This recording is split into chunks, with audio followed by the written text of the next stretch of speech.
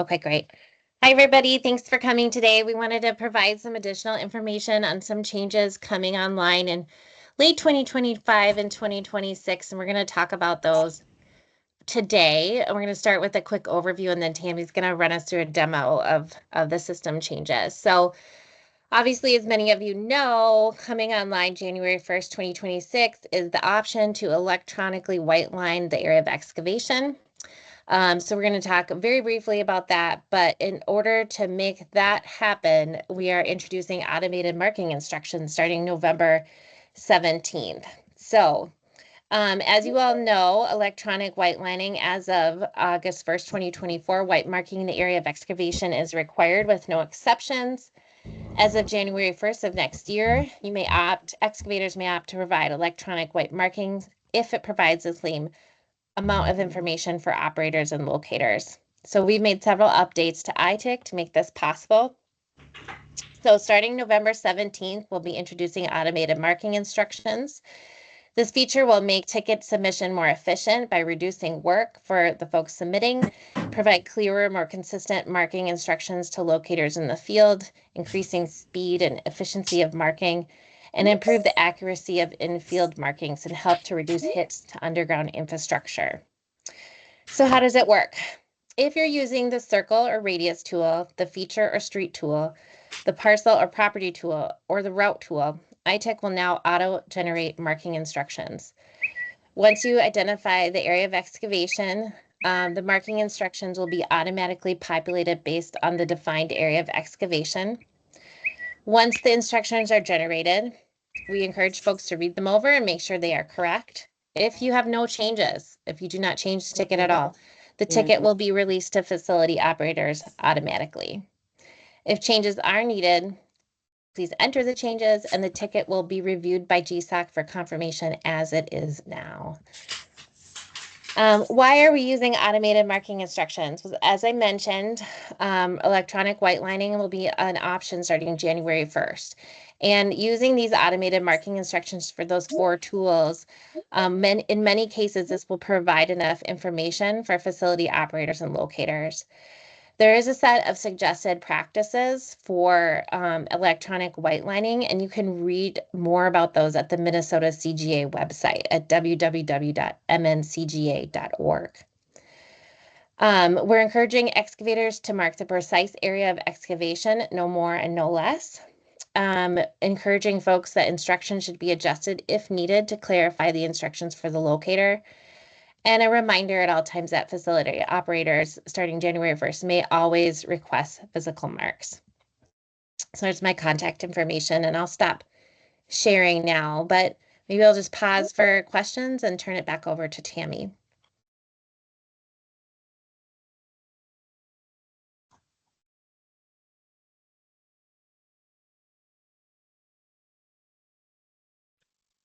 I do have a question. In the verbiage, it says should under the digital white markings. Shouldn't that be shall? Because isn't the white markings required by law? I'll take a look at that if we messed it up in the presentation. Thank you.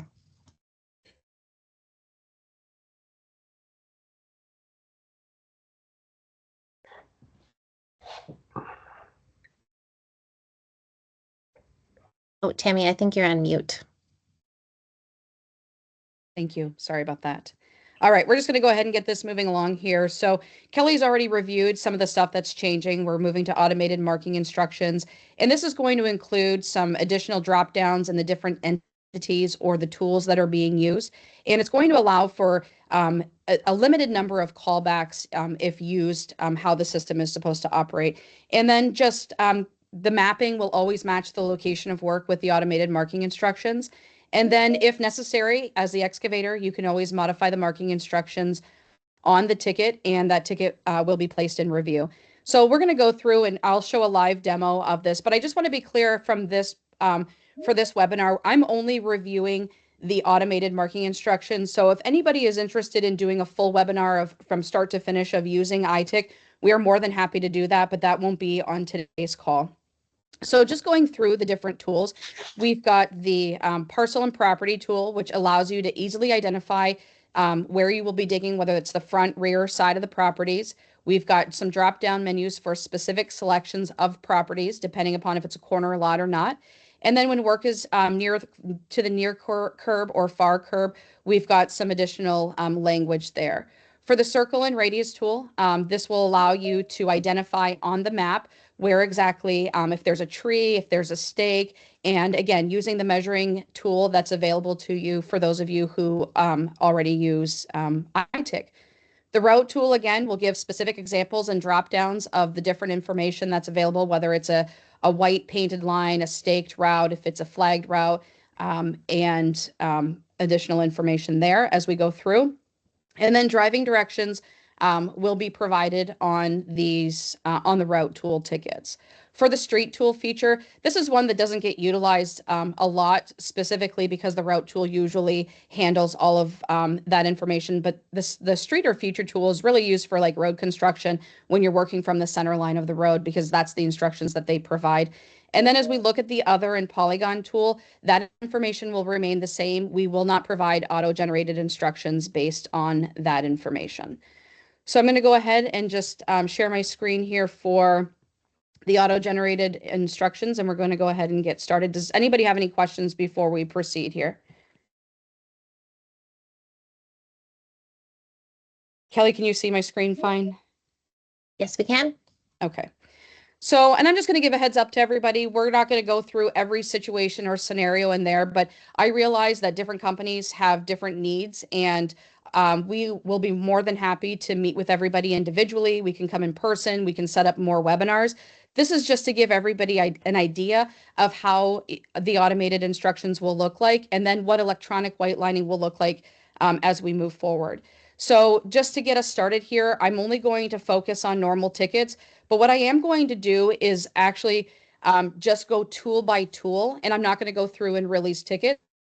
So if you do have any questions after each tool that is used, please either let me know or raise your hand or something, and then we can get that addressed.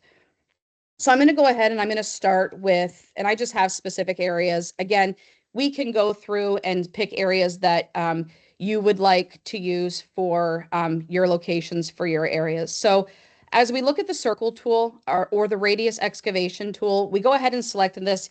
You get this pop-up that just lets you know that if you're going to group multiple circles on a single address, that will create one ticket for you. So I'm going to go ahead, and as ITIC works now, you currently have to select a specific radius when you want to do that. So in this situation, I'm just going to go ahead and select 10. You have the ability to select 5, 10, 15, 6, whatever it is that you'd like to do. And what we have here now is new, which is a list of options of what you would want the utility companies to mark around. This list will become a little more condensed as we move forward. So this is our training site. So this is kind of an ever-changing and continuously updating. So not everything you see today is how it's going to be when we move forward November 17th, but it'll be updated with more up-to-date information. So in this situation, we've got a bunch of different drop downs, but we also have the option to do a custom response. So when we look through that and we are able to, sorry, I'm just adding some people here to the meeting. Okay. So for the custom response, in this situation, I'm going to drop 2 circles on an address, and I'm just going to write the word stumps in here, and I'm going to save my response. When I save that response, that then becomes part of my dropdown. It doesn't affect everybody. It's only your login that it impacts. So I'm going to go ahead and select stumps. So for here, I'm going to describe the stumps. This is not a required field, but if you wanted to note maybe 2 stumps in backyard, that is something that you are able to enter. So I'm going to go ahead and I'm going to drop my circles where the stumps are located on the property, and I'm going to go ahead and circle that. So everybody who knows ITIC knows that you can actually drop as many entities that you need to on the map while you're processing the locate request. So I'm going to go ahead and I'm just going to drop a couple of circles. Here I'm going to go ahead and do a 10-foot radius of a sign. I'm going to go ahead and select the sign, and then I'm going to go ahead and drop that circle there. You can describe the sign. You could say it's on the south side of Highland Drive, or you could say nothing. In this situation, we're just going to leave it as it is. And then we're going to go ahead and I'm going to change my location here. Remember, this search bar is simply that, is just a search bar. Because you put an address in there is not going to populate the address. And I'm going to go ahead and search by an intersecting street here. And just to go to a more rural area, just so we can see what all of that looks like here. So I'm going to go ahead and just select a pole. I know that there's not a pole right here, but I'm just going to go ahead and select that. All right, so for every entity that I do, I'm going to go ahead and go next. So it creates the tickets so we can move through this. If you have any questions as we go through this, feel free to let me know. So as the system is generating each of these tickets, you'll know that I did drop 4 circles. 2 of the circles here you can see as it's still creating the tickets.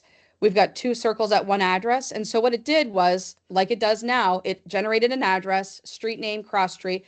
But now what it's doing is it's providing you with the marking instructions. It's noting that there's 2 tickets, or excuse me, that the ticket contains 2 circles, and the center of the 2 circles are located at this address.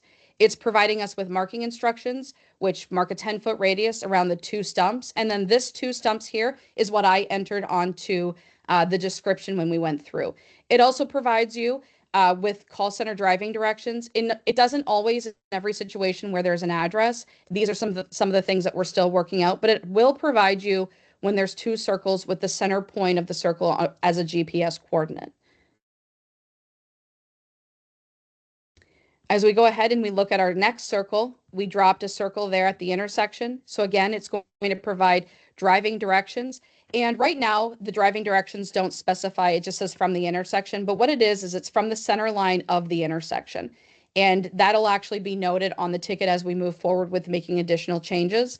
And so what we can do is we always want to make sure we're verifying our information using our measuring tool. And then we can go ahead and we can measure out. So it's saying from the intersection of Highland Drive and Dana Drive, head west on Highland Drive for 31 feet, and then head south for 25 feet to the sign. So if we're measuring here, we're going to go the 31 feet. And I'm sorry, I can't, with the thing, I can't see everything that's on here. And then we're going south. So that's how it's measuring that area and then dropping. You'll notice that it's whatever it is that you've got mapped is what's translating into the marking and driving instructions. If you want to go ahead and you don't like how the instructions are noted, or you forgot that you needed to add something, you can go ahead and you can say sign is located on south side of Highland Drive.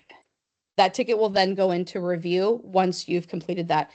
Again, additional information is always great when you're sending information out to the contract locators, utility companies. Any additional information is always great. And then let's go ahead and look at this third ticket here. So again, we've got our marking instructions. All of the information is auto-populated onto the field, or onto the ticket. And we've got our call center mapping driving directions. So again, these are just driving directions to get you to the work site. And then we've got our marking instructions here. So mark a 10-foot radius around the pole. And so we've got here the driving directions from County Road 9. We're going to head west on 788th for 231 feet. And then south for 12 feet to the start, or to where the pole is. As we look into this into the future, as we see some of these colors will change, like the center of this will, I mean, I know that it's white now, but it'll be prominent as well as we go into the world of electronic white lining where we can see this information. The mapping is also transmitted to the utility companies, so the locators have access to the mapping as well. Is there any questions on the circle tool before I go ahead and cancel out of this and then look at the route tool? All right.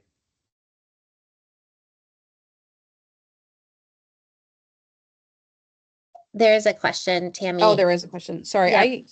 That's okay. I've got it. Can you modify the radius on the automated instructions? For example, if you need a 30-foot radius due to the root structure of the stumps. Yes, you can always change the radius of the stump, but remember that if you're going to change it in the marking instructions, your mapping has to match what you've got in the marking instructions. So when it changes and then that you don't modify the mapping, it's going to go to review, and then that will become a callback ticket because the mapping doesn't match the marking instructions that are listed.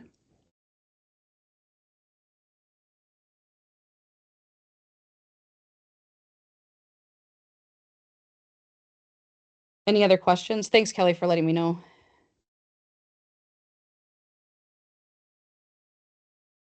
All right, so I'm going to go back to this same location here. The next, we're going to go ahead and we're going to look at the route tool. So the route tool is used quite a bit for road construction, flagged routes, numerous things, installing cable, installing main line. And remember when we enter a width, so if you're looking to have 20 feet either side of a marked line or of a flagged route, you always want to make sure you're entering 40 feet for the 20 feet either side because this is a true width. So this is a normal thing that already happens in regular ITIC right now.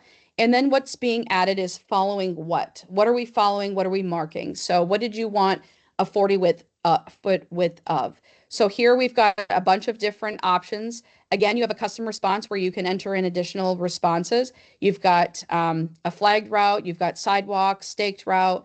Again, you can enter your own customized responses. In this situation, I'm just going to go ahead and select flagged route, and I'm going to go ahead and go into property here.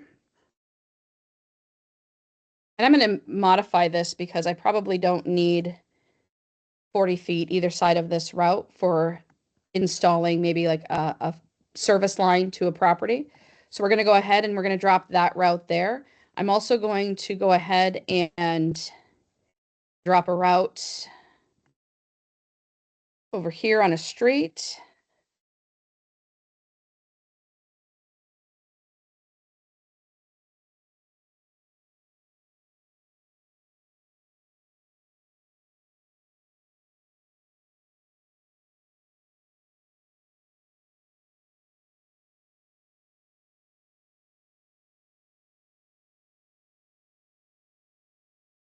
Okay. And again, what you're mapping is exactly where you're doing the work. I know in previous conversations, we've talked about draw your polygon big enough to make sure that you're covering the dig site. And so now we want to make sure that we are being precise in our mapping because that's the area that we are going to have included on the ticket when that ticket goes out with the automated instructions. So again, I'm going to go ahead and I'll actually go through to this rule area again, just so we can see that.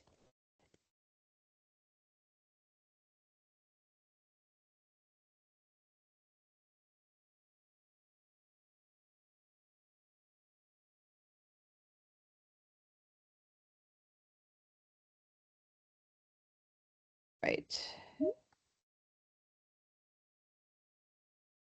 Okay, I'm going to go ahead and click next. We're going to get these tickets created.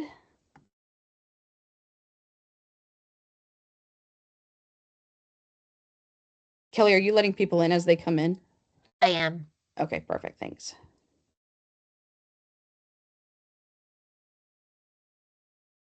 System is splitting them as they need to. Excuse me. All right. So this is where we dropped the route to the house. And so you can see that an address is populated. And again, we've got our marking instructions here. So mark 5 feet because I entered a 10-foot width. We've got mark 5 feet either side of the flagged route. Mark following the route west for 72 feet, then south 8 feet. You can't see it great. And that's one of the changes that will be made, this white line. So the instructions are starting from this white line. Again, this is what will be representing the electronic white lining. And so then this here will be your 72 feet and then your south 8 feet. If you want to adjust the marking instructions, you can do that. However, you always want to make sure that you've covered that within your excavation polygon there or in your route tool, for instance. We'll go ahead and we'll go to the next ticket here. So here, this is where we entered the flagged route. So we've got our driving directions. So from the intersection of Upton Avenue South and Dana Drive, we want to head north to the start of this. So we're heading north for 16 feet and then heading west for 24 feet to the beginning of the route.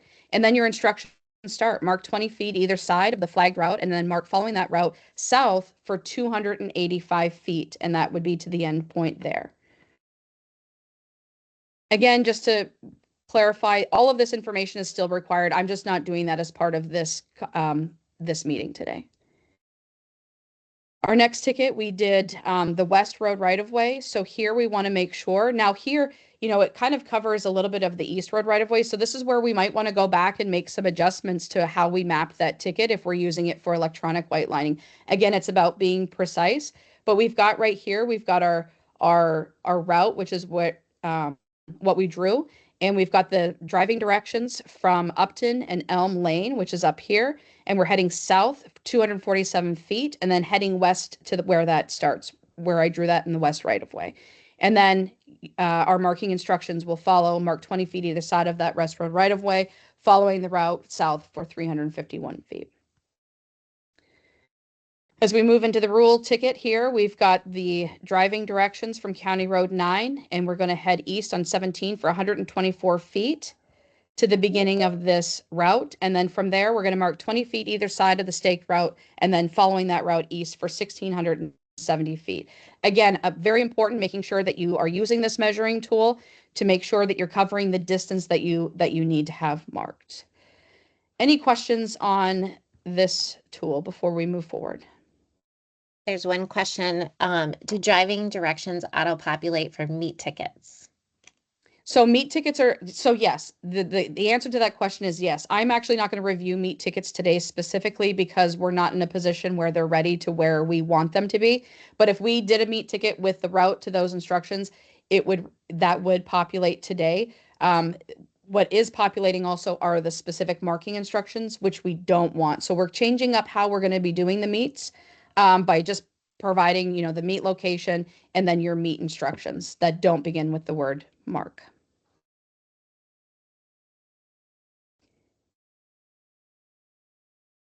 And please reach out again once as we move forward with this. We can give everybody the link to the test site so you can log in. All of your current live logins should work on our train login.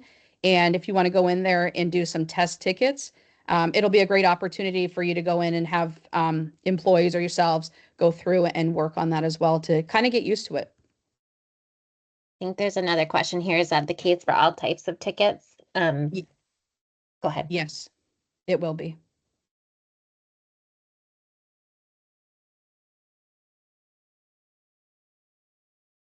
No more questions on this end. All right. I'm going to go ahead and cancel that, and I'm going to start on the property. So again, and again, I have emergency access because it's just a train site for me, but all of the options are here and all of the information will auto-populate, just like it does now, except obviously the instructions as well. I'm going to go back to my location. Okay. So the property tool or the parcel feature is a little different now. So what happens is when you select the parcel tool, you're going to select the property that you want to begin the work at. And what you're going to be, what is going to come up is this pop-up box that is going to ask you specific information about your location. But right now you can't see your polygon. So we're going to just move this over. And so right now what it does is once you select the address that you're working at, it's actually just selecting that whole property. What we don't want to do, or what we have to do, is actually select one of these options. So if you just select OK now, it's going to tell you you have to make a selection. So we don't want to do that. So if I select the front left side facing the front of the property, and this is my dig street right here is Penn Avenue South, and that's what it's going to do. It's going to quarter that property for you. When we talk about facing the front, we will add to this, it's facing the front from the road. So facing the front, looking at the property from the road is how the instructions are provided. We can go ahead and we can select the front, the rear. If you just need this side of the property marked, we can select specific. One of the questions that may come up is, I don't see entire lot. And the reason behind that is because we really are encouraging customers to not use the entire lot when it's not needed. And obviously, if it is needed, maybe you're installing a sprinkler system or there's other stuff that's going on, you're landscaping the entire property. But what you can do is select each of those 4 options and then entire property appears. And then we can deselect it if we only need the front left side. You also have the option to include the right-of-way, and then you can include the right-of-way on just the front of the address or on both sides. So if it's both sides, your polygon's going to adjust and it's going to go across the road. And if it's just on the one side, it's just going to go to the center line of the road like it does today.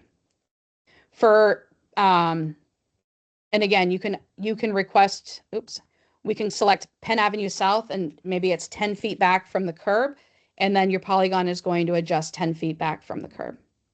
So there's different information that you can add. You can also ask or enter your own custom marking instructions here, and then that'll populate onto the ticket as well. So I'm going to deselect that. I'm going to go ahead and just select the front side, and then I don't want my two sides there, so I'm just going to click OK here, and I'm going to move on. What I do want to show is what a corner lot looks like. So we'll go ahead and select here. And again, we can select corner lot. We'll select one option here, and we can select a corner lot. So then you have the option of selecting the intersecting street, the road right-of-way, both right-of-ways, or both sides of the street. And your polygon is going to make that adjustment as you select each of those selections. So again, we want to make sure that you're just mapping to where you're actually doing the work, and not just over mapping and drawing a polygon. You can still use the other tools at an address. You can drop a circle, you can drop a route. Again, this is just if you're working on a specific location on the property. Just go ahead and select OK. Does anybody have any questions before we go ahead and move forward with marking instructions as it auto-populates here?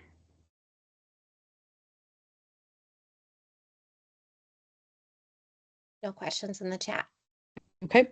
And this goes for whether it's a rural area or if it's just in the city, it all works the same, and your instructions will populate as they do in the city in a rural area. So we've got mark front left side and front right side facing the front of the property. So we've got that information there. All of our address information is on there, just like it would be today. And then our second ticket, we've got marking instructions, mark front left side facing front of property. And again, this when you highlight over it is your white lining, which is all of the information that would help with the electronic white lining, because you want this area marked within this box. Any questions about the property or parcel tool?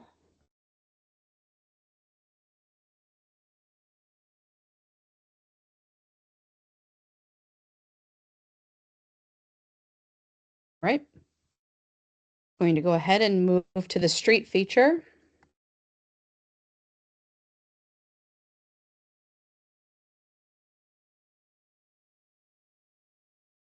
Okay, so the street feature, again, like I said earlier, it doesn't get used a ton because it's using it from the center line of the road. And what you can't do is you can't make multiple points throughout the road. So you just have to, you enter or you click twice to drop 2 points. So if we go here, we can go ahead and we can drop one here, and then we can drop one here, and you'll see that the polygon. So when you are in, it helps because you're zoomed in really close, but when you're zoomed out, it's harder to be able to really narrow down exactly where it is. Now, keeping in mind when you are dropping your points here, you want to make sure that you're using your measuring tool. So if you know specifically that you're going to be, let's check the distance here. If you're going to be 471 feet, that's where you want to start your tool. So again, you can use the place mark tool function to start so that you can go in and draw your polygons from there. So a lot of different tools. I'm sure everyone already knows that if you're using ITIC already. I'm going to go ahead and just drop a couple of other street functions here, or street excavation tool, or the feature function.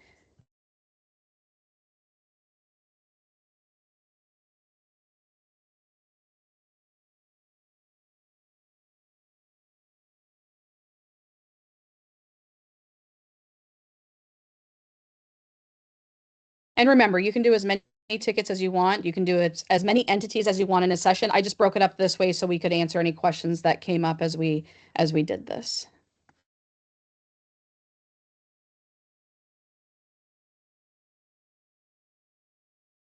All right, so I'm going to go ahead, create the tickets.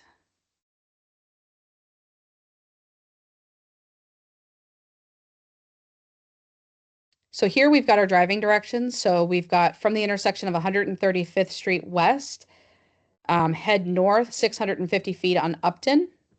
So from here, we're going to head 650 feet north on Upton Avenue South to the beginning of the route. And then we've got the marking instructions, mark 20 feet either side of the center line of Upton Avenue South from the beginning point, following Upton Avenue South, south 390 feet. So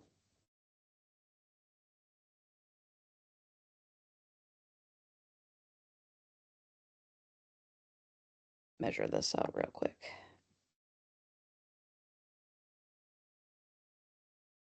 So this is taking you all the way up here and then heading back south. So if you don't like those instructions, how they provided or how they were documented, then you could go ahead and you can make changes to those. Nothing wrong with that. And then here we've got the driving directions to the start. So from the intersection of Washburn Avenue South, we're going to head east on Dana. So from here, 34 feet to the beginning of the route. And then our marking instructions are 20 feet either side of the center line of Dana from the beginning point, driving or east 487 to the end of the route. So from here to here. And I got to zoom in close enough. So again, you want to always make sure you're measuring, making sure you're confirming your marking instructions and that it covers your dig site. That's the most important part as we move forward with the automated marking instructions. We want to make sure it's exactly what it is that you want.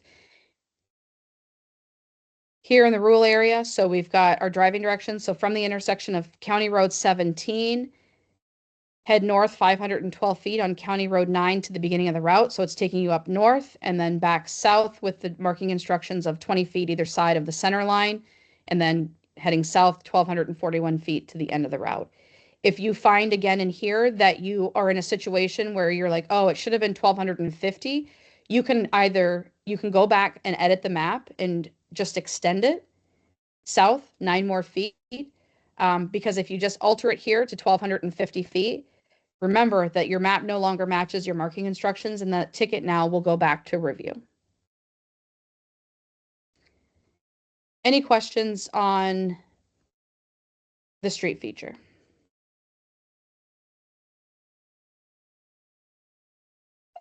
No questions in the chat. All right. I'm going to move on and to the next, which is really just the other Polygon tool, which is no change to what it is today. So I'm just going to go ahead and draw a polygon here.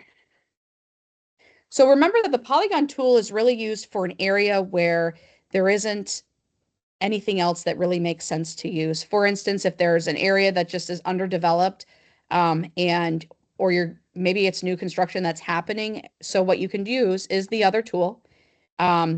And that pop-up just tells you, is there a better tool that you could be using? So maybe you're going in here and you're working in this specific area here. And that's what you draw as your polygon. So, and I'm only going to draw one just to show you that the auto-generated instructions do not get created based on that create polygon tool. So you still need to go in there, provide your driving directions to the start of the work, and then describe your work area. And then the only other thing, we do have the ability to upload shapefiles. A lot of users do shapefiles, typically like of circles. But just a reminder, when you are using and you would also indicate the footage, so the radius of those circles in the shapefile. We don't get very many people that use the shapefiles. A lot of those turn into meat tickets where they want to process one ticket for a larger area versus, maybe 300 different circles that get used. Does anybody have any questions on any of this stuff? That's really the gist of the automated and marking instructions and how the electronic white lining will integrate into that.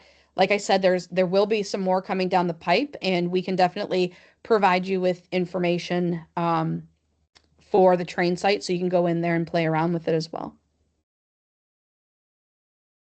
So I'll open it up to any questions.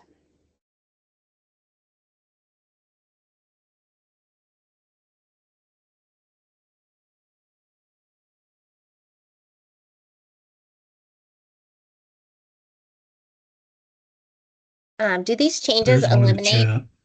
Oh, yeah, sorry, just reading that. Do these changes eliminate any need or reason for attaching my own map to the ticket?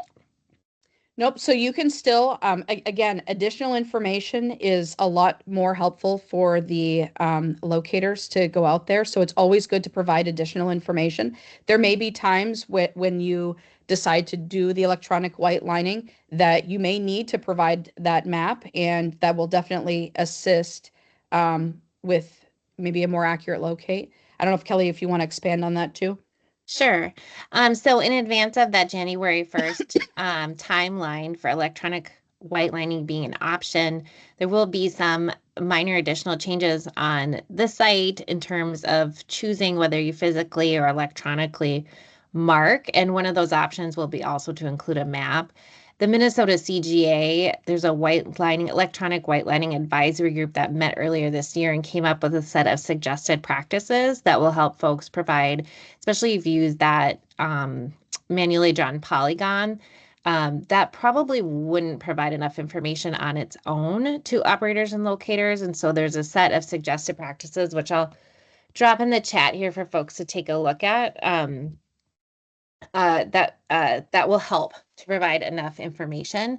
But in many cases, those four main tools that Tammy went through today, those would likely provide enough information. And it's just when we're using that other Polygon that you might want to consider including a map with additional information.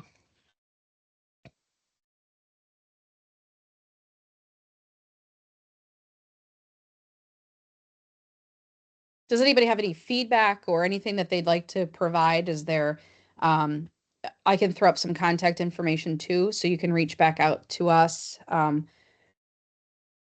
with any additional information that you have or you'd like to see. We can also, again, we can make this more, we can make the training specific to your company as well. We've definitely have done that in the past. And there's some contact information for our ITIC coordinators, both Lisa and Jolena, and then my contact information here. There was a question just a second ago, but I think person lowered their hand. Oh, Eric. I did, but do I understand you correctly that this is your white electronic white lining is by putting these marks in the ticket you're not using Latin long for electronic markings. You're just using by whatever you put in this ticket. Correct. Okay. And keeping in mind, again, Eric, the locators are able to request paint marks on site as well. Thank you. You're welcome. There will be a recording of this training, and we'll be putting it up on our website. We'll also be sending out an email next week with more information about the fact that these webinars will be happening Wednesdays through November 17th to help provide additional information and spread the word. There's also a landing page on our website, which I'll pull up right now, that folks can visit to get more information. 1 second there.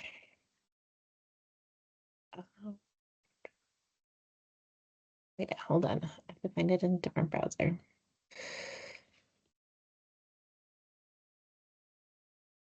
There we go. And here is that website.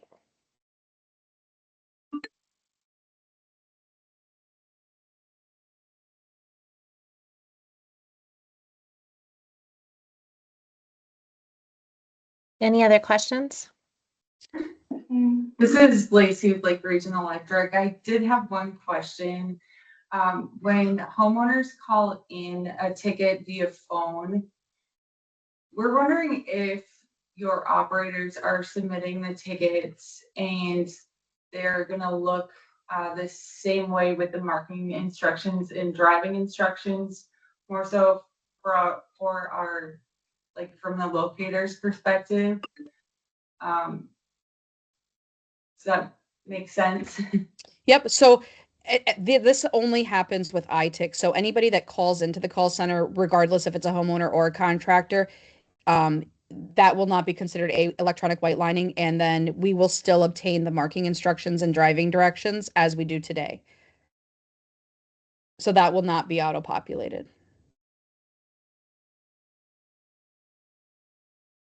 Thank you. You're welcome. Couple more questions in the chat. If I modify the area on the map, will it automatically update the instructions? Yes, if once you click on edit map at that top right, it'll take you back to where you drew all of your entities, and you can go in, make an adjustment, and then you'll click next, and then it updates the information real time. The next question was, since locators are able to request markings on site, does the electronic white paint and flagging take the place of physical white paint and flags that went into effect last year? Yeah, so as of August 1st of 2024, white marking was required without exceptions. And then as of January 1st, 2026, people will be able to opt to do an electronic white mark as long as it provides the same level of information. So if they choose the electronic white marking option starting January 1st, they can provide that information via ITIC. And in addition to that, what we would say is that the Minnesota CGA has these suggested practices that would allow you to, potentially provide enough information either through these 4 main tools, or if you're doing that other Polygon, you'd probably want to provide a little additional information. And then as a reminder to all, the statute says that operators can always ask for or may require a physical mark on site as well.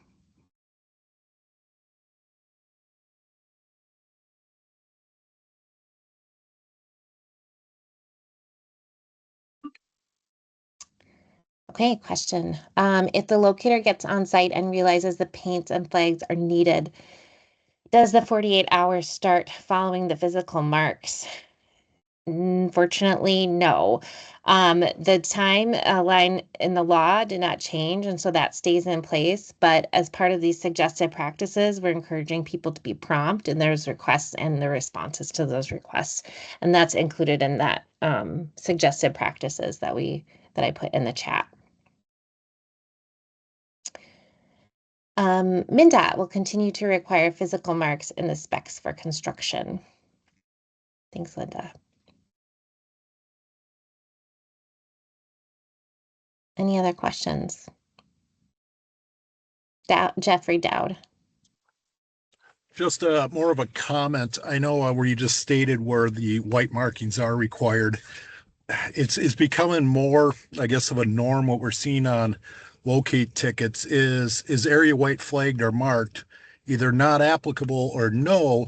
And then what we're seeing is, well, road is the description, or lot's too big, or etc. I'm seeing it more and more and more in the locate tickets. Do you have somebody for oversight of that? Because I can potentially see that happening with this as well. I'll take some of that. So what we will be changing starting January 1 is removing the option for no for white markings. So it either needs to be electronically white lined with a map attached, or paint in the field. So for tickets that are processed online, that no will be removed. What we do encourage is that, obviously, if you get out there, there aren't, I know we also hear the opposite where they said yes, but it's not marked. What we always encourage everyone to do is to work with the excavator to, again, make sure that they do have paint on the ground.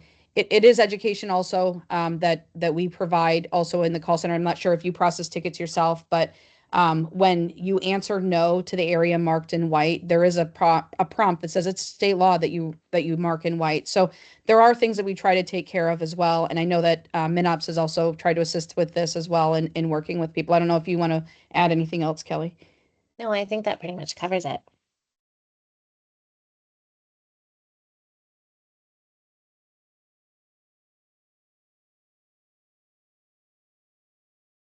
Okay. Any other questions? Oh, here we go. Is there ever going to be a time when to provide on the ticket if the abandoned utilities exist? I don't know the answer to that question, but I'm certainly willing to follow up. I don't think that's a requirement now.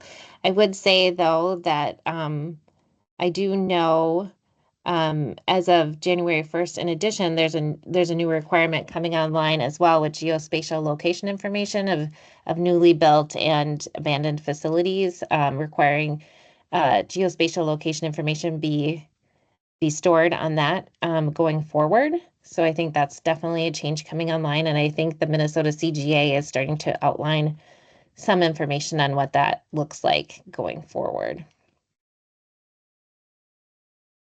Oh, I see a hand up. Is it Anna? Anna Lessie? Yes, yes. Hi, good afternoon. My name is Anna Lessie. I'm with ITPI Group. I have a question. Every time I called in a locate for Minnesota, what I do is I add an attachment, meaning a picture of the area, right? I apologize about that. I send someone out there to also white mark. What I've been getting a lot from a locator is that when they get to the area, they're like, okay, this is not white marked. So I offer, and I always say, well, there is a picture attached. Would you like me to resend it? And some of the locators are nice enough to say, yeah, sure, go ahead, send it. Let me see the area. And then they'll call back and say, okay, I see it. I see what you're talking about. I see where the marks are. Sorry, it's overgrown area. But sometimes locators are like, no, I need you to send somebody out here and remark this. That actually does put me behind sometimes in Minnesota, because I have to find someone, right? Now, is that option still going to be available on the ticket? Because I do it for Iowa as well. And Iowa's been great. Locators are amazing, but in Minnesota, I am having a difficulty when I add a picture of the route. So are you saying that they don't see the attachment? I'm sorry. Right. So I am Okay. so yeah, so basically what I'm seeing what I'm getting from them is that they're not seeing the attachment. Okay. Also on the remarks, I always put the extra information on there, right? So they could Sure. see what we're doing. Um And I always provide my personal cell number so they could call me or they could send me messages and we could be in communication. But some locators do see it, some locators don't. So I'm just wondering if that option is still going to be available. Because I tend, when I have the picture that the install tech send me of the route, I always add it just to be on the Sure. safe side. Yeah, so every customer, every utility company, contract locator that receives a copy of the ticket should be able to have access to that map. If you find that you are getting called by the same person, you can always feel free to reach out to us in the call center and ask, and we can reach out to them to say, is there some testing that we can do to make sure that you're receiving this information? Because there's a link on the copy of the ticket that gets sent out, and so just by clicking on that link, they should have access to that. But you never know if maybe some updates or something didn't happen for a company. So we can always reach out and try to investigate that as well. So they because we want them to have access to that. It's extra information that they would have. Got it. Okay. Yeah, I just wanted to make sure because again, I always add it as an attachment so they could see the route. Yep. And I send someone out there, but again, when they say no, this is going to be inadequate, then that's where it puts me behind because I have to find another person to go white line for Sure. us. So I was just wondering if this is still something that's going to Yes. be available to do. Yep. Okay. Yep. You can Thank add. you. Yep. You can add as many attachments as you want to a ticket. Great. Just going back to that abandoned facilities question. I think Jim put in the chat, abandoned facilities can be notated in the remarks section of many positive response applications like locators use like Cortera. So that's a good flag.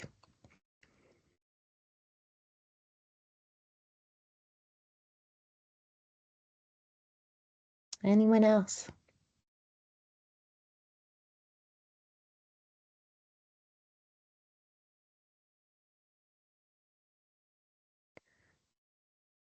Oh. To answer Clint's question, we put it in the marks, just wondering if it was going to be mandatory. I don't have any insight into that long term. It's not currently.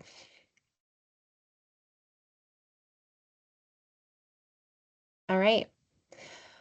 Well, thanks everybody. Really appreciate your time today. Again, we'll be using these Wednesday webinars to continue to provide this information on automated marking instructions. And as we get closer to the January 1st deadline, more information on electronic white lining.